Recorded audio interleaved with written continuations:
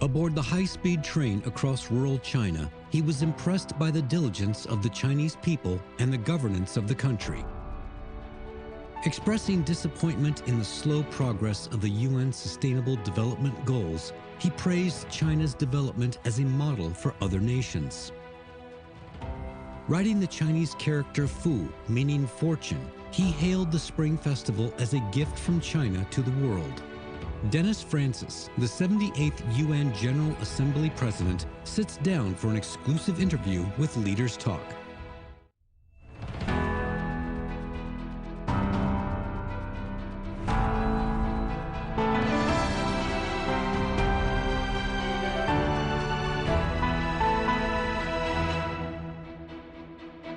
Hello and welcome to Leaders Talk, where we meet leaders, thinkers, and trailblazers. I'm Wang Guan in Beijing, and our guest today is the President of the United Nations General Assembly, His Excellency Mr. Dennis Francis. Now, in a time of intensifying geopolitical turmoil, how will the United Nations better function to address global challenges? President Francis once said that the world must turbocharge sustainable development goals. How will the United Nations go about doing that? Visiting China for the first time in a long time, what is his biggest takeaway? Now here's my conversation with President Francis. His Excellency, President Dennis Francis, welcome to Leaders Talk. It is an absolute honor for us to have you with us. Thank you. We know that in the past few days, you've been traveling across China, across Chinese cities, Yes. Visiting the countryside as well as the tech hubs. And we heard that this morning you visited the Great Wall and the Forbidden City. Yes. How did you like what you saw? I loved what I saw. I found it truly amazing that China has been so successful in transforming itself, really, and achieving such heights of performance in a broad spectrum of areas, in infrastructure, in poverty alleviation, in women's empowerment, in education.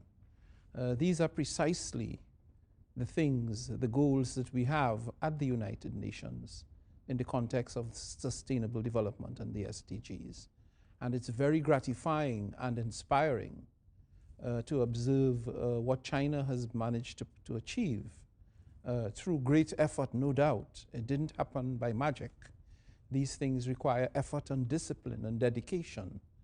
And that has been manifest in what China has been able to achieve. So it's been really a voyage of discovery for me to see all of this in action, policy in action on the ground, impacting people's lives in very positive ways.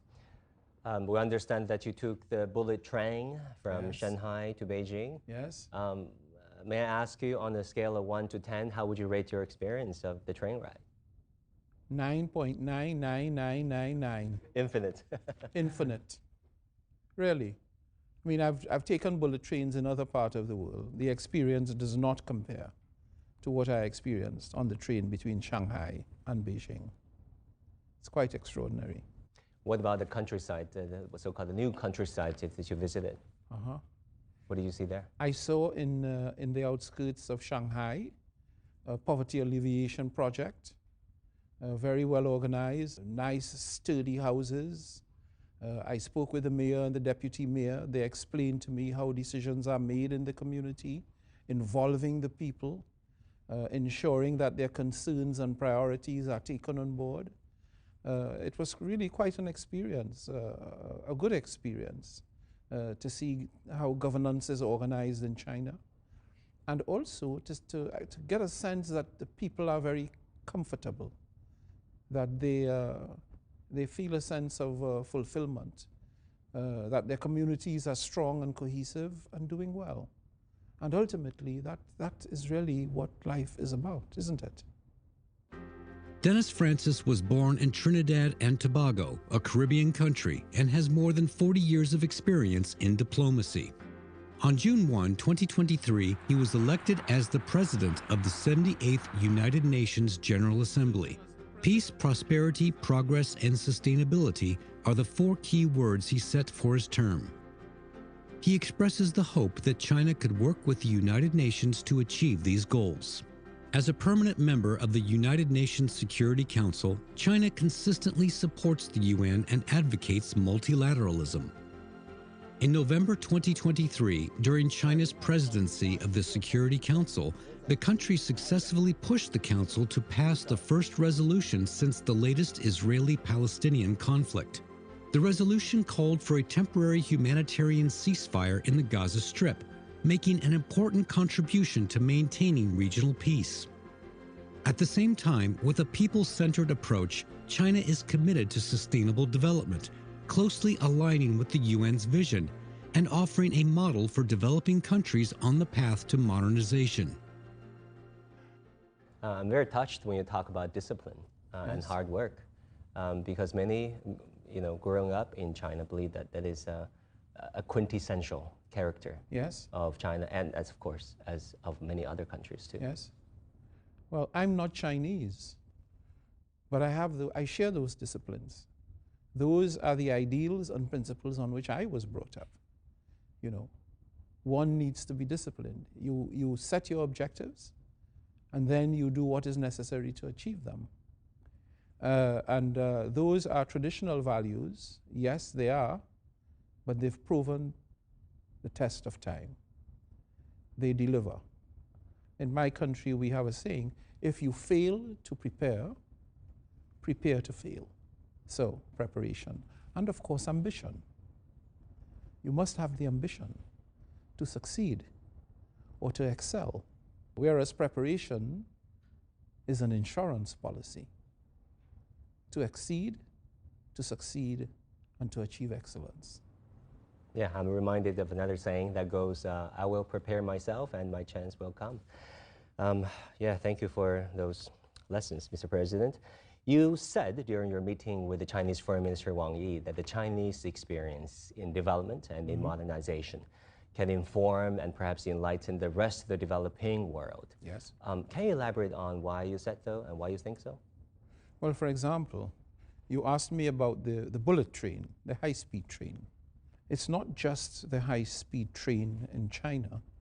When you look at what China has been able to achieve in the way of infrastructure, the roads, the highways, water distribution, the bullet train, these are extremely important foundation pillars of development. Infrastructure opens up new areas for development, integrates people into the system. And you build a road into a distant community, you open access to that community. You bring that community closer to the market. All kinds of opportunities open up that can be taken advantage of by the people. And China has gone a very long way with very sophisticated infrastructure to build strong networks on the ground that, in fact, advance and strengthen the process of sustainable development. So that's one area in which China has many successes that it can share with the developing world, with the global south. There are others, such as education. I was delighted to learn that UNESCO has designated Shanghai a center a first-ranked center for education and teaching. As you know, education is a core principle and objective of the Sustainable Development Goals, but it's fallen woefully behind in terms of the achievement, as in fact have most of the goals. The performance has been less than anticipated and expected. However, in the case of China, you've made significant strides. I was very impressed to learn that approximately almost 50% of the population, school population, are female in China. In many parts of the world, as you know, girls are denied a formal education with long-term implications for the stability of the society and for the functioning and well-being of the society, not in China. Yeah, you have this pin that says gender equality. Gender equality, yes. Very dear to your heart. Very dear to my heart. So there is a lot that China has achieved, but even as a developing country, it can share best practices with other developing countries in the context of international cooperation as proposed and anticipated by the United Nations.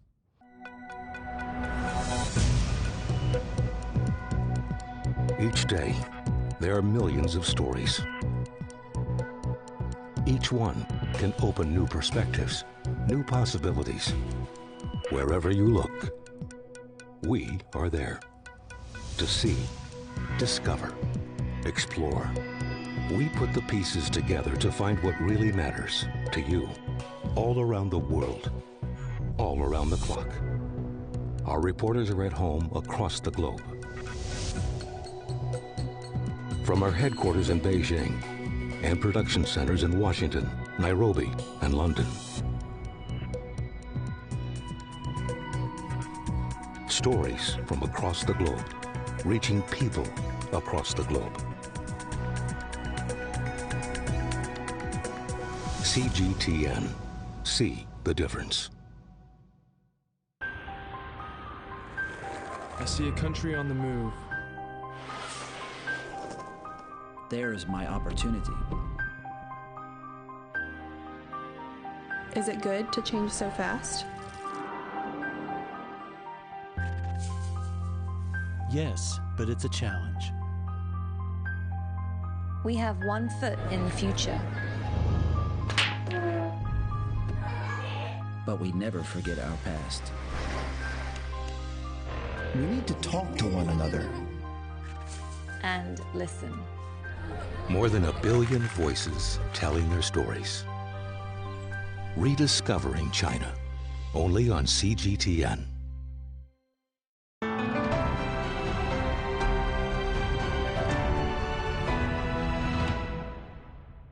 Mr. President, you once said during a recent interview that we must turbocharge sustainable development goals and its realization. I really like this word, turbocharge.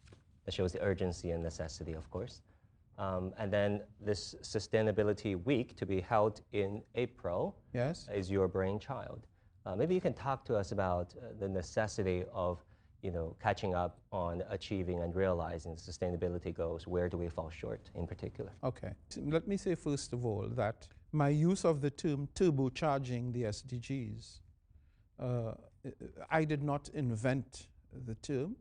I've in fact borrowed it from the Secretary General, and I use it regularly because I think it aptly captures what needs to happen with the SDGs. We are way behind. There are only 6 years left to 2030, and so we need to be focused, disciplined, and dedicated in making progress there. But in relation to the other part of the question that you asked about how we can catch up, the means by which we can catch up, there's no doubt that the SDGs require the undertaking of reforms. And those reforms, for them to be implemented effectively, requires resources. Resources that most developing countries, particularly the most vulnerable, small island developing states, LDCs, LLDCs, do not have the wherewithal to finance internally. And there's a very good reason why they don't. That reason is that they are burdened with the overhang of debt. So Sustainability Week, as we have conceived it, is a flagship project that will focus on 5 primary areas, sectors of the economy that we believe are of extreme importance to several developing countries. And they are tourism, infrastructure, energy, debt sustainability, and there's one more, which transportation. Those sustainable development simply would not be possible without an effective, well-organized transportation system. Infrastructure we spoke about earlier, the necessity for infrastructure to unify markets, to bring people together, to bring people into the system, to facilitate the movement of goods and people. And finance, not forgetting finance, because people in the far reaches of the country, out in the countryside, they have financial needs. They need to undertake transactions. So Sustainability Week is intended to bring a sharp focus on those areas which are critical to sustainable development, and also to use the term again, to turbocharge progress towards the achievement of the SDGs. We are not by any means leaving the SDGs behind. In 2015, we committed to doing the SDGs, and we remain committed to achieving the SDGs by 2030. Mr. President, there are 865 million people still in poverty, according to yourself. Yes. That is stunning. You expressed amazement just now, a minute ago, about the fact that 865 million people are still living in poverty. Translate that 800 million people to 800 million people lifted out of poverty by China. And you see the magnitude of the achievement, how powerful it is, how impressive it is, and how unique it is. And that's why we think that China is an ideal partner with the United Nations to share these experiences. President Francis, talking about war. Yes. We have one right now in Gaza. There have been multiple United Nations resolutions calling for a ceasefire in Gaza, an immediate ceasefire, because people are dying, children are dying. Yes. And that continues to be a major, major worry for us in the General Assembly and for the wider United Nations. Forget not that the aim of the United Nations when it was set up, and even now, was to save humanity from the scourge of war, the pain, the suffering, and the degradation that war imposes on human beings. And that remains valid to today. But the General Assembly has not sat idly by on its wrists and done nothing. We have in fact passed 2 resolutions in the General Assembly, and I'm very proud of my colleagues in the Assembly that this has been so. We passed 2 very strong resolutions, both calling for an immediate ceasefire, the immediate unconditional return of all hostages, the facilitation of access to Gaza by humanitarian agencies in order to carry out their responsibilities to provide aid and support to those who need it, and for there to be dialogue and diplomacy between the 2 parties, the initiation of dialogue with a view to finding a permanent and lasting situation. I have to say that those 2 resolutions were passed in the General Assembly. They've not been implemented, and those resolutions were passed at the height of a period when the Security Council itself, after several attempts, had not been able to adopt a resolution on Gaza. It was only in the wake of the General Assembly first resolution, and with China's assuming the presidency of the Security Council in November, that the Council found its way to adopting a humanitarian resolution on Gaza. It is a major worry, the situation in Gaza. It persists. As it stands at the moment, starvation is a real problem. The probability of public health diseases, lack of water, people are living under the most dire conditions, totally unsatisfactory. We continue to hope. In fact, let me use the opportunity of this interview to call yet again for a ceasefire in Gaza.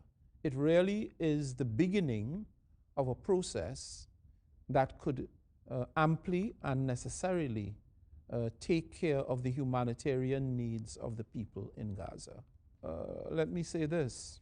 Humanitarian needs are needs of people in desperate situations.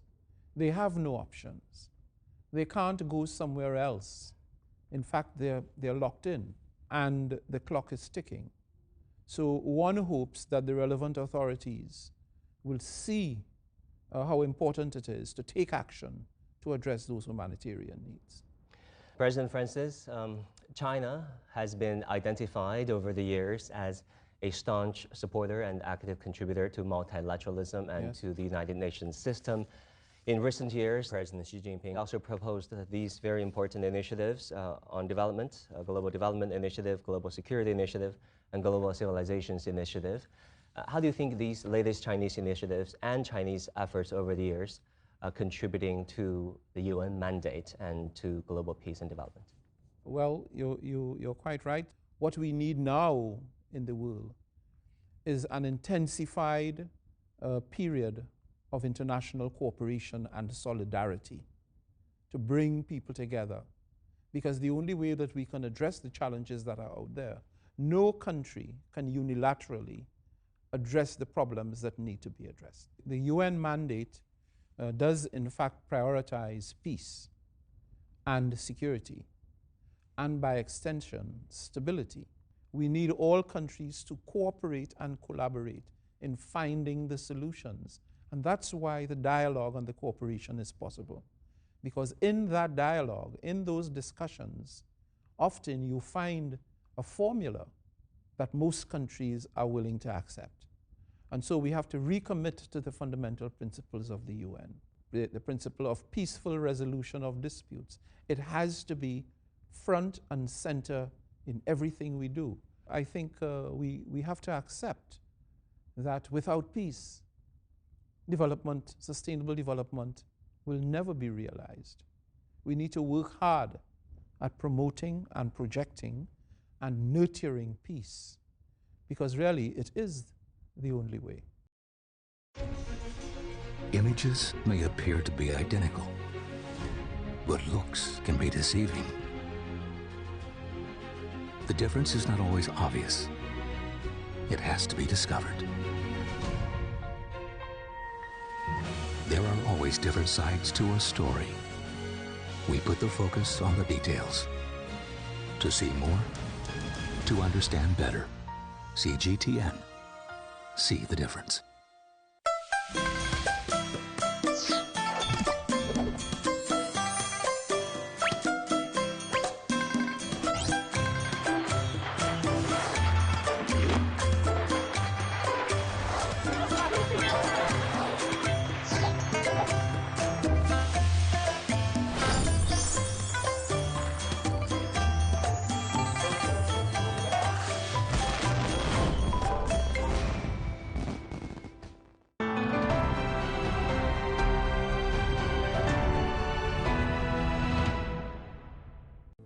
As China's development and diplomacy provides more certainty and stability to the ever-changing world, Chinese culture stands out as a vivid example of coexistence in diversity.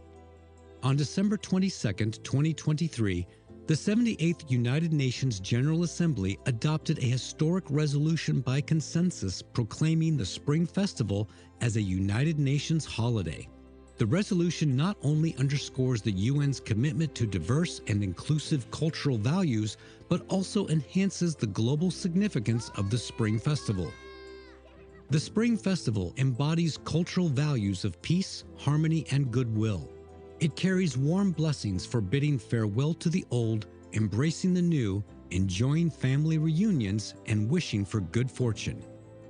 Celebrated by nearly 200 countries and regions, the Spring Festival has evolved into a global cultural event. Mr. President, talking about the Chinese New Year, that we're in the year of the dragon or Long Nian, I know that the United Nations recently passed a resolution of recognizing the Chinese New Year as an official holiday. Yes. What do you think are the significance of such recognition? I think it's very significant, and not just for the people of China. The people of China have appreciated the importance of the Chinese New Year. I think it's important for the rest of the world to see a country as populous as China, a leading country in the world, a leader at the United Nations, an advocate for peace and stability that commands a significant proportion of global population, deserves the recognition internationally of this important day on its calendar.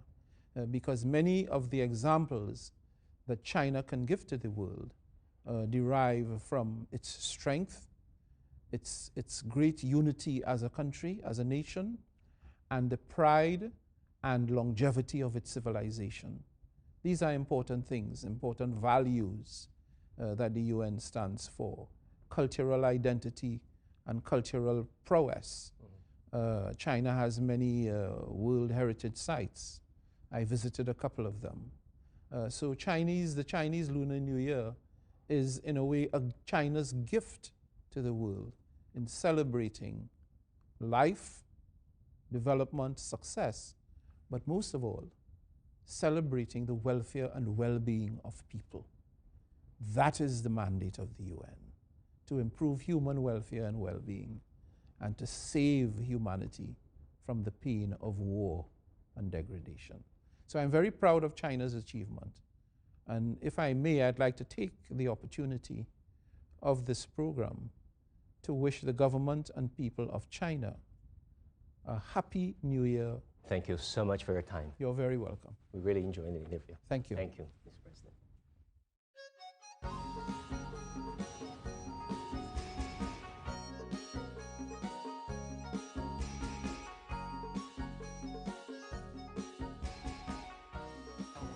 On the Year of the Dragon, I wish the Chinese people good health, success, and longevity so that you can have fulfilling lives and continue to work for the betterment of yourselves, your families, and your communities. It's not hard to tell that President Francis was a perfectionist, not least when he spent some 7 minutes writing up the Chinese character fortune.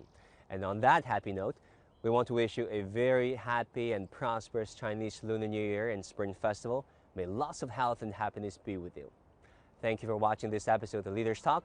Bye and take care.